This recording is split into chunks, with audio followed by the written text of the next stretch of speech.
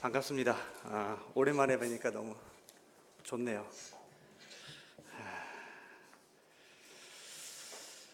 제가 2008년 4월에 예전에 이제 울산 남교에 거의 처음 와서 2011년 3월까지 이제 만 3년 있었으니까 꽤 오랜만에 다시 오는 것 같습니다. 초대해 주셔서 너무 감사하고 또 말씀을 전할 수 있는 기회를 주셔서 너무 감사합니다. 미국이 자랑할 만한 학문이 두 개가 있는데요. 여러분 공부 좋아하시나요? 안 좋아하세요? 이 교회 다니려면 공부 열심히 하셔야 되는데. 미국이 자랑할 만한 학문이 두 개가 있는데요. 하나는 1980년대 보스턴을 중심으로 한 사회학이고요. 또 하나는 1960년대 뉴욕을 중심으로 한 경영학이에요. 1954년에 뉴욕 대학의 한 교수가 책을 하나 씁니다. 제목이 뭐냐면 경영의 실제라고 하는 책을 내는데, 이것 때문에 뭐가 시작되냐면 경영학이라는 게 시작됩니다. 혹시 이 교수가 누군지 아시겠습니까? 피터 드러커라고 아마 한 번쯤은 들어보셨을 겁니다. 피터 드러커라고 하는 교수인데, 이분 때문에 경영학이 시작되죠. 많은 분들이 미국 사람이라고 생각하는데 이분은 1909년에 오스트리아에서 태어납니다. 유럽 사람이에요. 근데 미국을 가게 된 배경이 있어요. 이분이 오스트리아에서 태어나서 독일에 있는 프랑크푸르트 대학에서 법률을 전공합니다. 그래서 법학 박사를 받아요. 그러니까 머리가 좋으신 분이에요.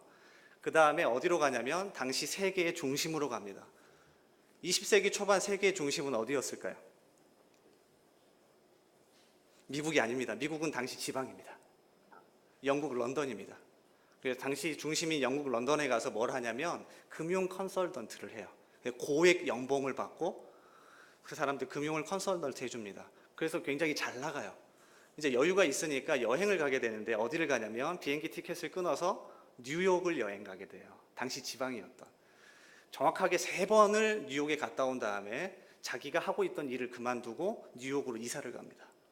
모두가 미쳤다고 했어요. 왜냐하면 런던에 남아있으면 돈도 많이 벌고 잘 나갈 수 있는데 왜 그걸 다 때려치고 지방인 뉴욕으로 가냐는 거죠. 그때 피터 드러커가 이유를 단 한 가지로 얘기합니다.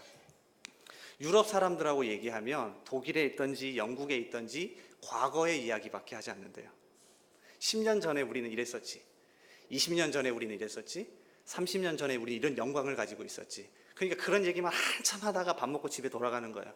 근데 뉴욕에 갔더니 그룹의 CEO를 만나고 그 다음에 정치가를 만나고 미국을 이끌어갈 사람을 만나는데, 만날 때마다 이런 얘기를 한대요. 10년 후에 우리 뉴욕은 이렇게 돼 있을 거야. 20년 후에 우리 기업은 이렇게 돼 있을 거야. 30년 후에 우리 미국은 세계에서 이런 역할을 감당할 거야. 이거에 피터 드러커가 고액 연봉을 받다가 그걸 때려치고 뉴욕으로 이사하는 거죠. 자, 지금은 세계의 중심이 어디죠? 간단합니다. 돈이 모이는 곳이 세계의 중심이에요. 지금은 뉴욕의 월스트리트가 금융의 중심입니다. 근데 이게 우리 믿는 자들에게도 적용할 수 있겠더라고요. 성경에 보면 과거에만 얽매여서 과거 이야기만 하는 사람이 훨씬 많나요? 아니면 과거에 하신 하나님의 역사를 바라보고 미래를 바라보는 사람이 훨씬 많나요? 전자인가요? 후자인가요? 후자가 훨씬 많더라고요. 과거에 하신 하나님의 역사를 바라보며 미래를 바라보는 거죠. 오늘 옆에 계신 분에게 이렇게 인사했으면 좋겠어요. 옆에 계신 분 한번 보실래요? 잘생겼죠? 예쁘죠?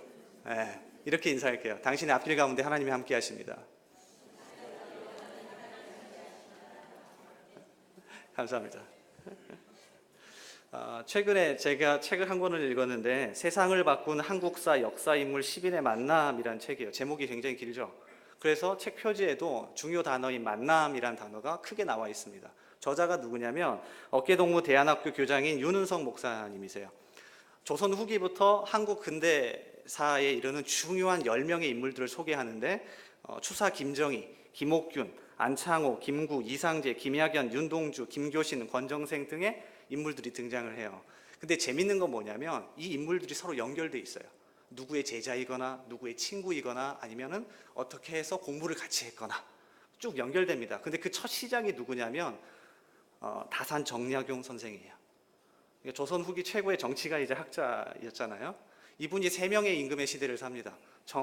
영조 때 태어나요. 정확하게 얘기하면 사도세자가 죽던 해에 태어나요. 그래서 아마도 정조가 정약용을 더 마음에 뒀는지는 모르겠어요. 자기 아버지가 죽을 때 태어나서 정조 때 벼슬을 하고요. 순조 때 귀양살이를 하다가 죽게 됩니다. 말이 멋진 정치가이자 학자지 정약용 선생을 좀 공부하다 보면요, 인생 전체가 고난이에요. 사실은 9살 때 어머니가 돌아가십니다. 9살 때 어머니 해남 윤씨가 돌아가시고 친누이가 시집을 가는데 이승훈이라고 하는 사람에게 시집을 가요. 누구냐면 우리나라 최초의 천주교 영세자예요. 감이 좀 오시나요? 천주교 박해가 시작되면서 집안이 풍비박살납니다. 대다수가 사형을 당하거나 귀양살이를 하거나 노비로 전락해요. 정약용 선생이 15살에 결혼을 해서 6남 3녀의 자녀를 두거든요. 많이 나셨죠. 근데 이 과정을 겪으면서 2남 1녀로만 남아요. 다 죽고. 이게 굉장히 힘들었어요. 유배도 굉장히 오래 가십니다. 자기 아내하고도 떨어져 있어야 했어요. 근데 흥미로운 점은 뭐냐면 원망이 없어요. 낙심이나 좌절이나 원망이 없고 오히려 이 기간 동안에 수많은 책을 써서 500여 권이 넘는 저술을 우리에게 남겼어요. 독특하지 않아요? 여러분이라면 어떻게 하시겠어요? 내가 있던 자녀들이 다 죽고 풍비박살 나는데 원망하지 않겠어요? 근데 성경에도 비슷한 인물들이 굉장히 많이 나오더라고요. 대표적으로 요셉이에요. 요셉은 먼저 형제들이 죽이려고 했죠. 기억나시나요? 근데 누가 말리죠? 성경 안 읽으시죠? 루벤, 맏형이 루벤이 말려요. 야, 그래도 우리 형제인데 죽이면 안 된다. 그리고 잠시 자리를 비운 사이에 형제들이 팔아버리죠. 보디발의 집에 팔려갑니다. 여러분 여기 성경 읽어보세요. 요셉이 원망하나요? 낙심과 원망이 없어요. 저였으면 욕했을 것 같아요. 1818 하면서. 전혀 없어요. 보디발의 집에 팔려갑니다. 그래도 열심히 해서 가정 총무의 자리에 올라가요.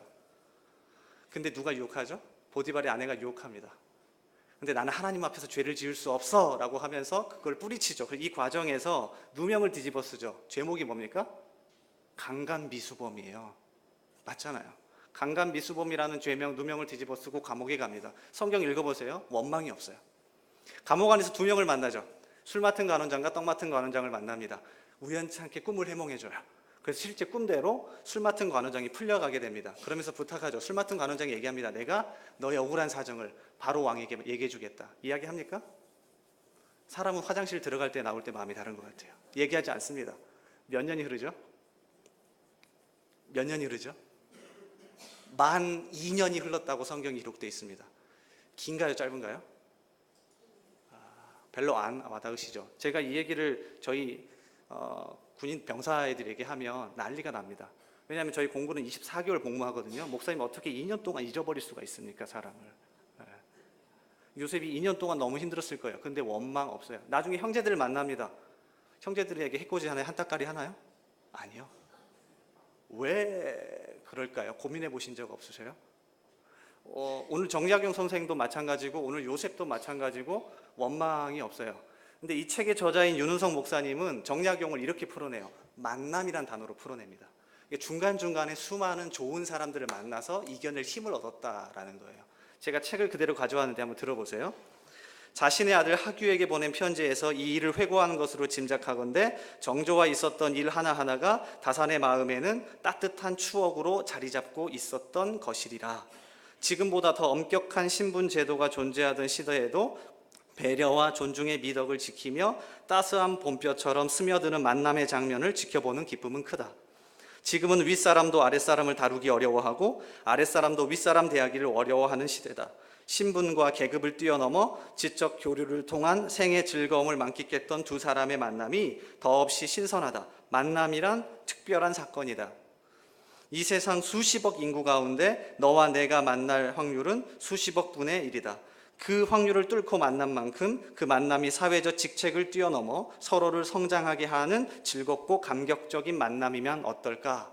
그래서 이 책의 저자는 정약용 선생이 좋은 임금을 만났고 또 후에 보면 좋은 제자들을 많이 만나거든요. 그 만남이 원망하지 않고 낙심하지 않고 일으키는 힘이 됐다는 거죠.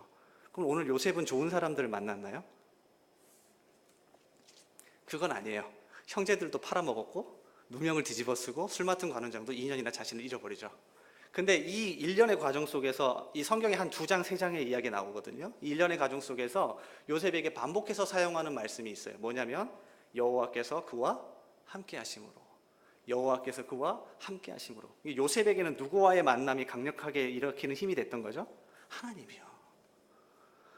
하나님과의 강력한 만남이 그를 원망하거나 낙심하지 않고 다시 일으키는 힘이 된 거예요. 오늘 이 부분을 좀 같이 여러분과 나눠보고 싶습니다. 여러분 오늘 아침에 오실 때 하나님을 만난다는 기대감에 설레서 오셨습니까? 아니면 의무감에 오셨습니까? 솔직하게요.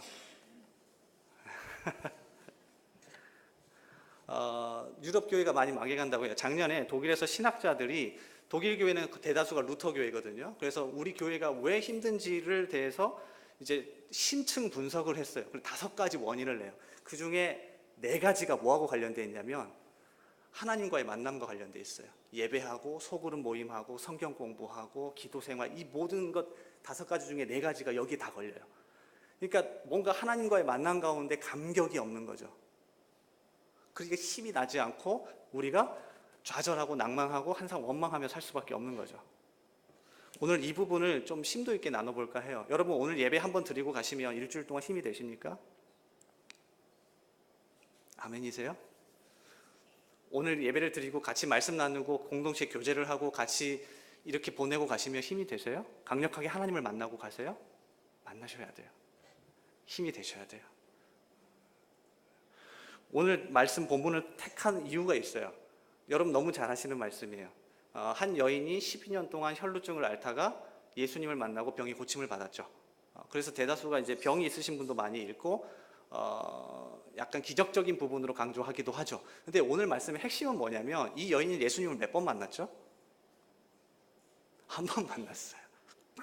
근데 한 번 만났는데 이따 계속 말씀을 나누겠지만 평생 잊어버리지 못할 기억을 남기고 힘을 얻고 돌아가게 돼요. 저는 오늘 이 예배가 그런 예배가 되기를 소원합니다. 매일 모이실 때마다, 매일 예배할 때마다, 구역 모임을 할 때마다, 같이 모여서 제자훈련을 할 때마다 그런 모임이 되기를 소원해요. 그러면 도대체 어떤 모습으로 이 여인이 주님을 만났기에 그런 능력과 힘을 얻었는지 같이 나눠볼까 합니다. 첫 번째는요, 띄워주실래요?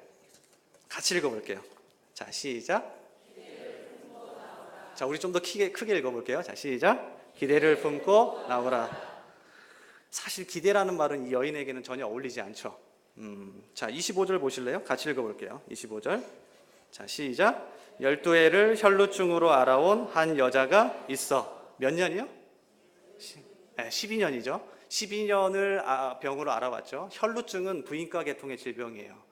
그럼 언제부터 시작하는 거죠?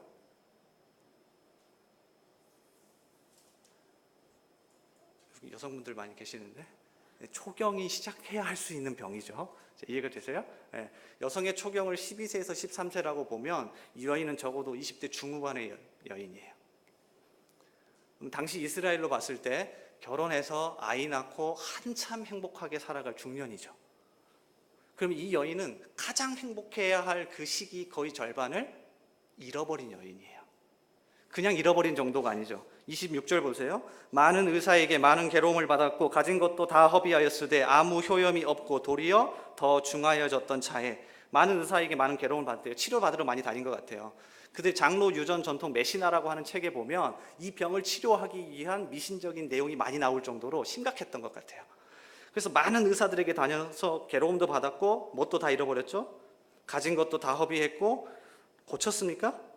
아무 효염이 없고 도리어 더 중하여졌던 차에, 그러니까 몸도 상하고 마음도 상하고 가진 것 다 잃어버린 상황이에요.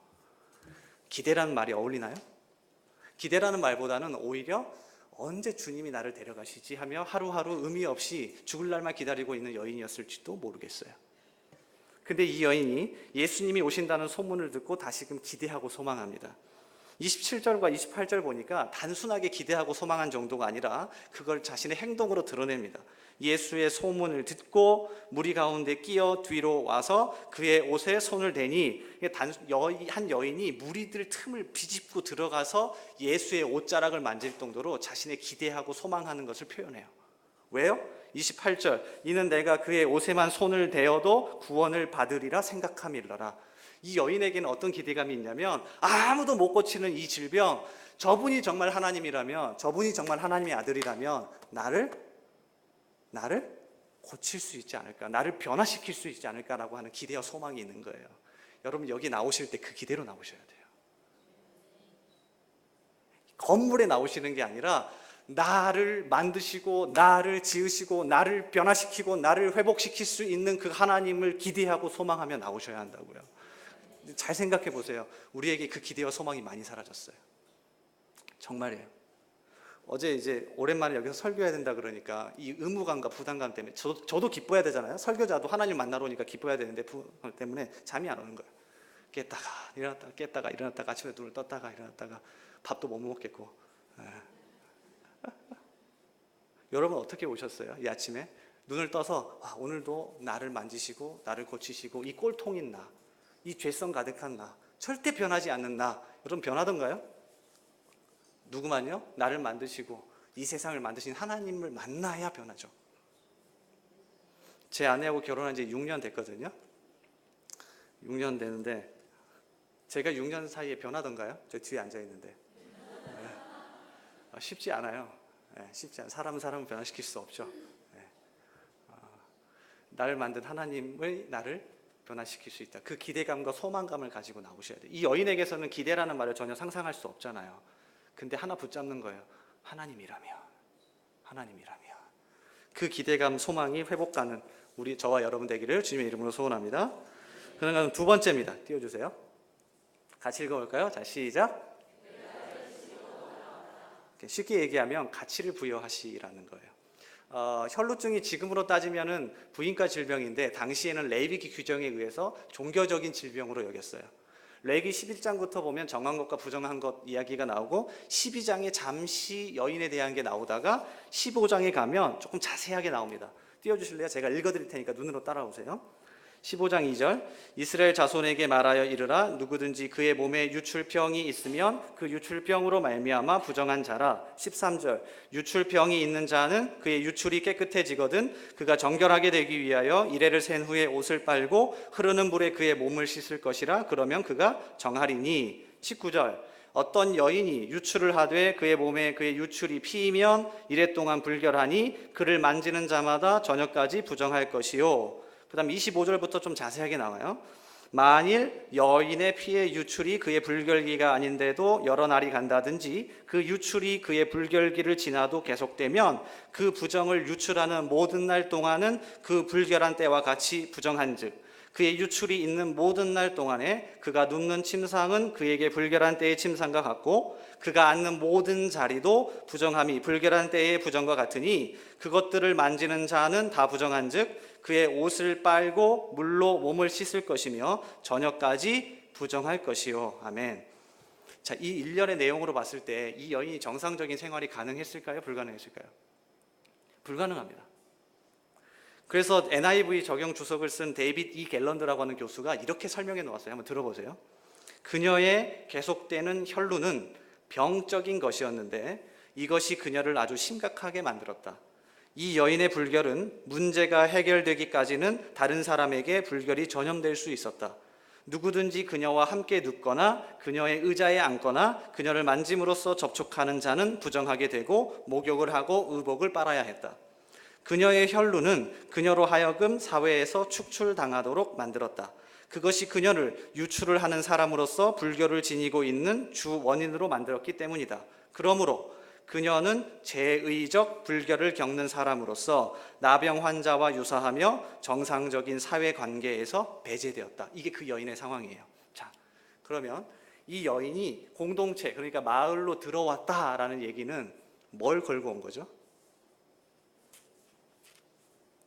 잘못하면 돌에 맞아 죽을 수도 있는 상황이죠. 그러니까 예수님이 오셨다라는 얘기를 듣고 사회 공동체에서 배제됐던 이 여인이 그 얘기를 듣고 용기를 내서 온 거예요.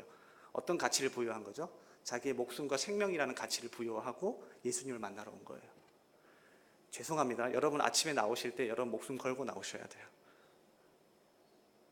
가치를 부여하셔야 돼요. 창세기 22장에 보면 아브라함이 이삭을 바치는 장면이 나오죠. 이게 신약 성경에서 예수님의 십자가 사건을 예표하는 사건이라고들 합니다. 아브라함이 100세에 낳은 아들 이삭을 데리고 갑니다. 뭘 데리고 가는 거예요 지금? 목숨을 데리고 가는 거예요. 제가 6년 만에 아이를 가졌잖아요. 저는 안 그럴 줄 알았거든요. 제 카톡 프로필 사진을 꼭 들어가 보셔요. 그 전에는 항상 제 아내 얼굴이 들어가 있어요. 항상 제 얼굴이 아니라. 그래서 제 아내인지 착각하고 카톡을 하시는 분도 있어요. 항상 사진을 넣다 보니까. 지금 뭘로 바뀌어 있을까요? 아이는 아직 태어나지 않았습니다. 초음파 사진. 그럼 보이지도 않는데. 예. 100세에 낳은 아들 이삭. 뭘까요? 목숨이죠. 그러니까 아브라함은 가치를 그만큼 부여하는 거예요. 하나님과의 만남에. 이제 찾아갑니다. 하나님이 가져가시나요? 이게 핵심이에요. 하나님이 그 목숨, 생명을 가져가는 게 아니라 뒤에 뭐가 준비되어 있죠. 숫양이 준비되어 있죠. 이걸 경험하시는 거예요. 여러분이 목숨이라는 생명이라는 가치를 부여하시고 하나님을 만나셔야 경험하시는 거예요. 고신대, 부산에 가면 고신대가 있죠.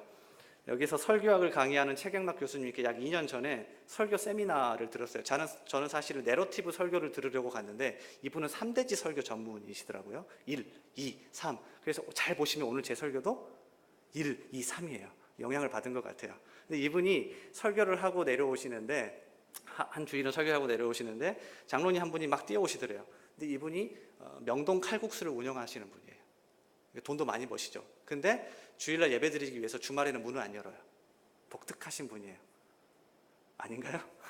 그래서 이분이 오셔서 얘기하더래요. 목사님, 제가 주일날 예배하기 위해서 주말에 명동 칼국수 문을 닫으면 1년 매출에 얼마가 줄어드는지 아십니까? 라고 질문하더래요. 그래서 이 교수님이 그랬대요. 아, 내가 드디어 목회를 그만할 때가 됐구나. 장로님이 이렇게 강력하게 질문하시니까. 잘 모르겠는데 얼만데요? 하니까 먹는 장사는 주말입니다. 그 주말에 문을 닫으면 매출의 3분의 1에서 절반이 줄어듭니다. 뜨끔한 거예요. 교수님이. 나 큰일 났다. 이제 무슨 말씀을 하시려고 하지? 근데 장로님이 이렇게 얘기하시더래요. 목사님 걱정하지 마세요. 저에게 이 예배는 그 이상의 가치가 있습니다. 여러분 가치를 부여하셔야 돼요. 쉽게 생각하지 마시고 생명을, 목숨을 거시고 가치를 부여하시면 창세기 22장에서 아브라함이 이삭을 바치면서 경험했던 것처럼 여호와 이레를 경험하실 거예요. 그러한 저와 여러분 되기를 주님의 이름으로 소원합니다. 마지막 세 번째입니다. 띄워주세요. 같이 읽어볼까요? 자, 시작. 자, 다시 한번 읽을게요. 자, 시작. 가장 중요한 부분 중에 하나예요. 기억을 품고 돌아가라. 이 여인이 이제 고침을 받고 돌아갑니다. 어떤 기억을 가지고 돌아갔을까요? 12년 동안 많은 의사들에게 힘들었고, 그렇죠? 돈도 다 잃어버렸고, 오히려 더 병이 더 중해졌는데 예수님 한 번 만나고 회복했어요. 그럼 여러분 어떤 기억을 가지고 돌아가시겠어요?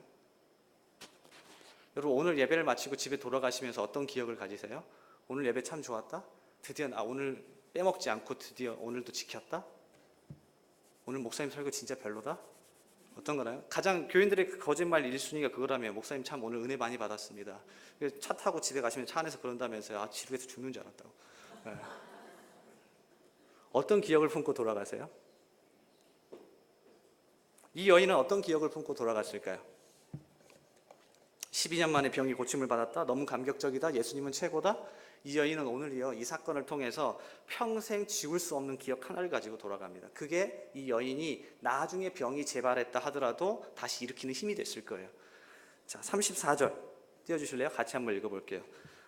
여러분이 여인이 되는 거고 제가 예수님이 되는 거예요. 제가 읽어드릴 테니까 어느 부분에서 은혜가 되는지 잘 들어보세요. 자, 34절은 예수님이 이 여인에게 하시는 말씀이에요. 그리고 돌아가라 라고 하시는 말씀인데 여러분이 여인이 되는 거예요. 제가 예수님이 될 테니까 한번 들어보세요. 어디에서 은혜가 되는지. 예수께서 이르시되 딸아 내 믿음이 너를 구원하였으니 평안히 가라. 내 병에서 놓여 건강할지어다. 여러분 어디에서 은혜가 되세요? 여러분이 그 여인이에요. 어디서 은혜를 받으실 것 같아요? 그리고 평생 지워버릴 수 없는 기억이 되실 것 같습니까? 아, 믿음이 나를 구원하였다. 구원론에 굉장히 강하신 분. 어디에서 은혜를 받으셔요? 제가 다시 읽어드릴게요. 정답에서 강조해서 읽어드릴 거예요. 예수께서 이르시되 딸아 내 믿음이 너를 구원하였으니 평안히 가라. 내 병에서 놓여 건강할지어다. 네, 맞습니다. 왠 줄 아세요? 이 여인은 12년 만에 처음 들어본 말일 수도 있어요. 이 여인은 12년 만에 처음 들어본 말일 수도 있어요. 여러분 I Can Speak라는 영화 보셨나요 혹시? 영화도 안 보시고 책도 안 읽으시고 뭐 하세요? I Can Speak라고 하는 영화에 보면 남문희 씨 맞나요? 그분이 위안부 할머니 역할을 연기해요. 왜 영어를 공부하려고 하죠? 그 국제사회 나와가서 이제 영어로 연설을 이제 해야 되는데 그것 때문에 영어를 공부하는 거예요. 근데 이 영화 중간에 약간 하이라이트 같은 부분이 있는데 어떤 부분이냐면 자기의 어머니의 산소를 찾아가요. 그래서 이제 술을 딱 뿌려주면서 뭐라고 얘기하죠? 한탄을 해요. 엄마, 내가 그때 돌아왔을 때 고생했다는 말 한마디 해주지, 이런 얘기하면서 막 울어요. 그러니까 위안부 생활을 하고 돌아오니까 부끄러운 거죠. 그래서 자기의 친동생도 멀리하고 이민을 가버립니다. 주위의 가족들도 다 멀리하는 거예요. 우리나라 역사 중에 많았죠. 환향녀라고 들어보셨나요? 환향녀. 말 그대로는 이제 고향으로 돌아왔다는 뜻인데 나중에 이걸 하도 안 좋은 말로 쓰다 보니까 이어서 환향녀 많이 그렇게 불렀죠. 원래 임진왜란 때 그런 말을 부르다가 병자호란 때 굉장히 많아지게 되죠. 이분들이 돌아왔는데 대다수 정조를 잃잖아요. 그래서 못 들어오게 해요. 서대문구 밖에서 머뭅니다. 서대문구 밖에 청나라 사신이 머물렀던 홍제원이라는 곳에 머물러 있어요. 우리를 들여보내주세요. 그래서 조정에서 어떻게 하냐면 그럼 너희의 정조를 깨끗하게 해주겠다 해서 그 앞에 있는 냇물에서 씻게 합니다. 그게 지금 마포구에 있는 홍제천이에요. 그래서 거기서 물을 씻고 들어와요. 남편들이 좋아했을까요? 가족들이 좋아했을까요? 아니요. 계속해서 상소를 올려요. 이혼을 허락해 주십시오. 이 여인은 어땠을 것 같으세요? 12년 동안. 그러니까 이 여인에게 예수님이 네 병이 고침받았다라는 말 먼저 하지 않으세요. 내 딸아, 내 사랑하는 딸아 라고 얘기하세요. 여러분 오늘 이 음성을 들으셔야 돼요. 와, 오늘 예배 너무 좋았다, 은혜로웠어, 감격적이야, 이거요 하루 1시간만 지나가면 그냥 사라져버려요. 근데 평생 내 마음에 기억이 남는 건 뭐냐면 사랑하는 내 아들아, 사랑하는 내 딸아, 내가 너를 위해 예수 그리스도를 보냈단다 라고 하는 음성과 그 기억이 내 안에 있어야 여러분 일주일 살아가는, 아니 평생을 살아가는 힘이 되는 거예요. 이 여인에게는 앞으로 살아가다가 병이 재발됐을 수도 있어요. 근데 아마 낙심하지 않고 다시 일어섰을 거예요. 어떤 기억 때문에? 예수 그리스도가, 하나님이 나에게 딸이라고 하셨다. 오늘 마치고 돌아가실 때 이 기억을 꼭 품고 돌아가시길 바랍니다. 노진준 목사님이라고 아시나요? 원래 그 LA 한길교회 담임하셨는데 지금 사임하신 것 같더라고요. 이분이 회복하라라고 하는 책을 쓰셨는데 이 책에 보면 웨스트민스터 신학교의 그린웨이라고 하는 교수의 일화가 나와요. 근데 오늘 말씀과 연관지어져서 제가 가져왔는데 한번 들어보세요. 미국의 웨스트민스터 신학교의 교수인 그린웨이는 약 12년간 멕시코에서 선교사로 사역을 했다. 그곳에서 하루는 늦은 밤에 누가 밖에서 문을 두드리는 것이었다. 열어보니 10살쯤 되어 보이는 꾀재재한 여자가 서 있었다. 엄마는 4살 때 죽었고 아버지는 알코올 중독자였는데 3개월 전쯤에 술에 취한 아버지가 자기를 총으로 쏘려고 해서 도망을 나와 구걸하며 지낸다고 했다. 그린웨이 교수님은 한참을 고민한 끝에 가족과 상의하여 이 아이를 입양하기로 했다. 대단하죠? 얘야, 네가 집으로 돌아가기를 원하지 않는다면 이제 이 집에서 살아도 좋다. 우리는 너를 딸로 입양하고 싶다. 그러자 여자아이는 고맙다고 했다. 입양이 결정된 후 그린웨이 교수는 그 여자아이에게 또다시 말한다. 얘야, 이제 너는 내 딸이 되었으니 이 집에 있는 것은 무엇이든지 다 먹어도 된다. 이제부터 내가 네 아버지니까 네가 필요한 것이 무엇이 있다면 무엇이든지 말하거라. 내가 다 해줄게. 그 아이는 그러겠다고 했다. 하지만 이 아이는 한 번도 그린웨이 교수에게 자기가 필요한 것을 달라고 하지 않았다. 학교에서 돌아오면 금세 방으로 들어가 버렸고 무엇인가를 먼저 주기 전에는 절대 먼저 달라고 하지 않았다. 그런데 하루는 그린웨이 교수가 서재에 있는데 여자아이가 문을 두드리더니 방으로 들어왔다. 그리고는 아주 조심스럽게 책상 옆으로 다가왔다. 그린웨이 교수가 돌아 앉으면서 물었다. 굉장히 뭔가 큰 것을 부탁할 줄 알았대요. 아빠, 신발끈이 필요해요. 아빠, 신발끈이 필요해요. 그 말을 듣는 순간 그린웨이 교수는 너무 감격스러워 돌아 앉아서 울었다고 한다. 하나님, 이 아이가 나를 아빠라고 불렀습니다. 하나님, 이 아이가 나를 아빠로 생각해서 필요한 것을 구하기 시작했습니다. 하나님, 이 아이가 나를 아빠라 부르고 의지하기 시작했습니다. 사랑하는 성도 여러분, 모든 예배, 모든 모임에 이걸 경험할 수 있기를 소원합니다. 하나님이 창조자이시기 때문에 우리를 만드신 분이기 때문에 기대하며 소망하며 나오시길 바랍니다. 그리고 그냥 나오지 마시고요. 가치를 부여하셔요. 형식적으로 종교 생활하지 마세요. 정말로 저도 노력해요. 아침에 갈 때마다 하나님 제 목숨을 가지고 갑니다. 그때마다 안 가져가시더라고요. 걱정하지 마세요. 오히려 예수 그리스도라고 하는 생명을 경험하게 하실 거예요. 그래서 사랑하는 내 아들아, 사랑하는 내 딸아, 이 음성을 꼭 기억하고 돌아가는 저와 여러분 되기를 주님의 이름으로 소원합니다. 기도하겠습니다. 하나님 감사합니다. 우리를 얼마나 사랑하시기에